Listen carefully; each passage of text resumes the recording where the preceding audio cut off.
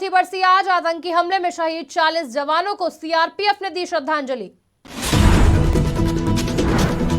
PM Modi ने Cyprus में राष्ट्रपति चुनाव जीतने पर दी बधाई, बोले मैं साथ काम करने के लिए हूं उत्सुक। अडवाणी पर पहली बार बोले शाह, छिपाने जैसा कुछ नहीं, कहा बीजेपी को डरने की जरूरत नहीं, कांग्रेस ने लगाया था पक्ष लेने का आरोप। बीबीसी के दिल्ली मुंबई ऑफिस पर आईटी का सर्वे रेड, कांग्रेस ने कहा अघोषित आपातकाल, भाजपा बोली भूल गए, इंदिरा ने भी बैन किया था। हिंदुस्तान एरोनॉटिक्स लिमिटेड ने एयरक्राफ्ट से हटाया बजरंगबली का स्टिकर, एचएलए के डायरेक्टर बोले यह फैसला इंटरनल मीटिंग के बाद लिया गया। नमस्कार, आप देख रहे हैं आज की खबर। मैं हूं आपके साथ रागनी सिंह। रुक करते हैं खबरों की ओर। कानपुर देहात में अतिक्रमण के नाम पर घर गिरने की कार्रवाई के दौरान खुद को कमरे में बंद करने वाली मां बेटी की जिंदा जलाने के मामले में अब योगी सरकार ने बड़ा एक्शन लिया है। पूरे मामले में जेसीबी के ड्राइवर को गिरफ्तार कर लिया गया है। साथ ही एसडीएम ज्ञानेश्वर प्रसाद और लेखपाल अशोक सिंह को सस्पेंड कर दिया गया है। और मामले में पीड़ित शिवम दीक्षित की तहरीर पर 24 लोगों के खिलाफ एफआईआर दर्ज की गई है। उसके साथ ही रूरा थाना प्रभारी को भी हटा दिया गया है। साथ ही घटनास्थल पर जाने की तैयारी कर रहे सपा विधायक को आज नजरबंद किया गया। हमें फोन पे लेखपाल और ये लोग आके मामी और दीदी सब लोग अंदर थी और जानबूझ के इन लोगों को पुलिस प्रशासन के द्वारा जानबूझ के इन लोगों को जला। पीएम मोदी ने निकोस को साइप्रस का नया राष्ट्रपति चुने जाने पर बधाई दी। पीएम मोदी ने कहा कि वो साइप्रस के साथ भारत के संबंधों को बढ़ाने के लिए उनके साथ काम करने के लिए उत्सुक हैं। रविवार को हुए चुनाव में पूर्व विदेश मंत्री निकोस को साइप्रस का नया राष्ट्रपति चुना गया। पीएम मोदी ने ट्वीट किया, साइप्रस के राष्ट्रपति चुने जाने पर महामहिम निकोस को बधाई। मैं भारत साइप्रस संबंधों को बढ़ाने के लिए उनके साथ मिलकर काम करने के लिए उत्सुक हूं।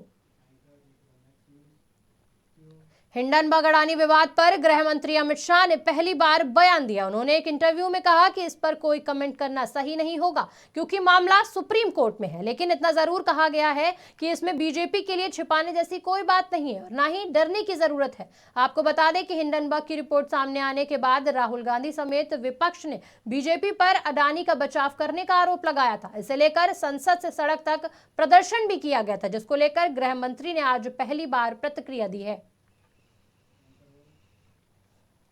परंतु इसमें बीजेपी के लिए कुछ छुपाने को नहीं है और ना किसी बात से डरने की। आज बीबीसी के दिल्ली और मुंबई ऑफिस पर आज आयकर विभाग की टीम ने सर्वे शुरू किया। आयकर विभाग के सूत्रों के अनुसार बीबीसी पर इंटरनेशनल टैक्स में गड़बड़ी का आरोप लगा है। बीबीसी ने ट्वीट कर बताया, आयकर विभाग की टीम दिल्ली और मुंबई ऑफिस में मौजूद है, हम उन्हें पूरा सहयोग कर रहे हैं। सर्वे का काम अभी भी जारी है। इधर कांग्रेस पार्टी ने अपने ऑफिशियल ट्विटर पर इस कार्रवाई को अघोषित आपातकाल बताया। कांग्रेस के बयान पर भाजपा प्रवक्ता गौरव भाटिया ने इंदिरा गांधी का 52 साल पुराना बकाया याद दिलाया। 52 साल पुराना वाक्य याद दिलाया। बीबीसी पर रेड के बाद विपक्ष ने भी जमकर हमला किया। आज दिल्ली में और मुंबई में बीबीसी, जो दुनिया भर में जानी मानी एक न्यूज ऑर्गेनाइजेशन है, उस पर भारतीय जनता पार्टी शासित केंद्र सरकार ने इनकम टैक्स की रेड की है। कहने में तो छोटी सी बात लगती है कि हो सकता है कुछ कागजों में गड़बड़ी हो सकता है कि कुछ इनकम ठीक से दिखाई ना हो, लेकिन यह सिर्फ एक आम इनकम टैक्स रेड नहीं है। यह सिर्फ बीबीसी पर हमला नहीं है, ये भारत के लोकतंत्र पर हमला हो रहा है। बीबीसी का जहां ये डॉक्यूमेंट्री बनी उसका मुख्यालय हिंदुस्तान में कहीं होता तो ईडी, मान लो ईडी बिजी है तो सीबीआई बिजी है तो इनकम टैक्स बिजी है तो एसएफआईओ बिजी है तो डीआरआई बिजी है तो लोकल पुलिस भी मान लो बिजी है तो ट्रोल आर्मी। पर अनफॉर्चुनेटली फॉर मोदी गवर्नमेंट, आंखें बंद करने से सच्चाई नहीं छुप सकती।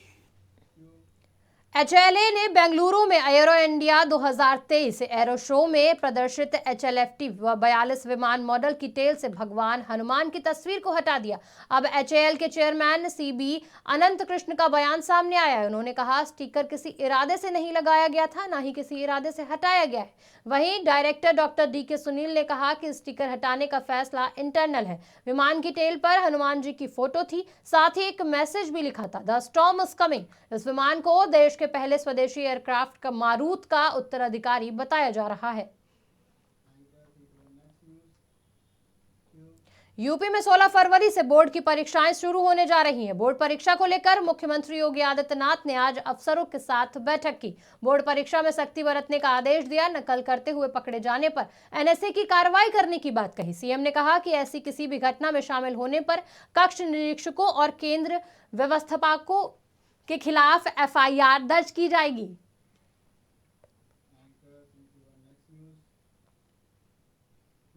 आज पुलवामा हमले की बरसी पर मध्य प्रदेश के पूर्व मुख्यमंत्री दिग्विजय सिंह के एक ट्वीट से सियासी गलियारों में भूचाल आ गया।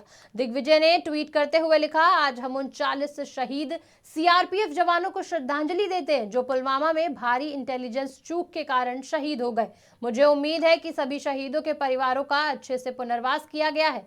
दिग्विजय सिंह के इस ट्वीट के बाद मुख्यमंत्री शिवराज सिंह चौहान और BJP के तमाम नेताओं ने पलटवार किया। मुख्यमंत्री ने कहा, मुझे लगता है कि दिग्विजय जी की बुद्धि फेल हो गई है। सोनिया गांधी और राहुल गांधी को इसका जवाब देना चाहिए।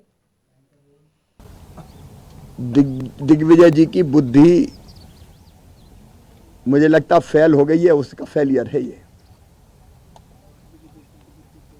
वो देश की सेना का अपमान करते हैं, वो पाकिस्तान की भाषा बोलते हैं, वो सेना का मनोबल गिराने की कोशिश करते हैं। अब जांच तो दिग्विजय सिंह की होनी चाहिए। देश के खिलाफ, सेना के खिलाफ बोलने का बीज उनके दिमाग में डालता कौन है? उत्तराखंड के CM पुष्कर सिंह धामी के पौड़ी दौरे पर थे। पौड़ी दौरे पर CM धामी तड़के मॉर्निंग वॉक पर निकले और गांव वासियों से मुलाकात की। इस दौरान CM धामी ने पूर्व सैनिकों से भी मुलाकात की। गांव के विकास से संबंधित लोगों की राय भी ली। गांव में मौजूद पूर्व सैनिकों ने अपने अनुभवों को CM धामी से साझा किया। धामी ने कहा कि गांव में ही हमारे राज्य की आत्मा बसी है। ग्राम सभाओं के विकास से ही देश का विकास संभव है। जम्मू कश्मीर के बांदीपोरा के मंचपोरा क्षेत्र के बागों में आज एक पुराना जंग लगा हुआ ग्रेनेड बरामद किया गया। बरामद हुए ग्रेनेड को बम निरोधक दस्ते, पुलिस और सेना की एक संयुक्त टीम ने ग्रेनेड को डिफ्यूज कर दिया। ग्रेनेड को डिफ्यूज कर सेना और पुलिस मामले की आगे की कार्रवाई में जुटी हुई है। फिलहाल इस बुलेटिन में इतना ही। देश दुनिया की बाकी बड़ी खबरों के लिए देखते रहिए आज की खबर।